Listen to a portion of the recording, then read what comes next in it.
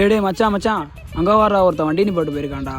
நம்ம வண்டி கூட ட்ரையாக இருக்குல்ல, போகிறோம் வண்டி வந்து பெட்ரோல் எடுக்கிறோம், நம்ம வண்டியில் போட்டு ஃபில்லப் பண்ணுறோம். என்ன மச்சான் எனக்கு பயமாக இருக்குடா.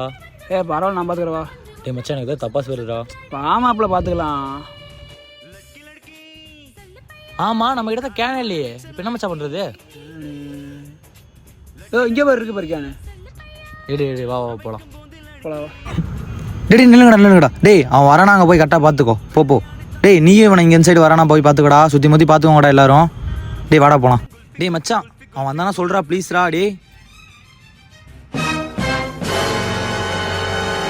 டேய் மச்சான் அவன் வந்தா சொல்கிறா.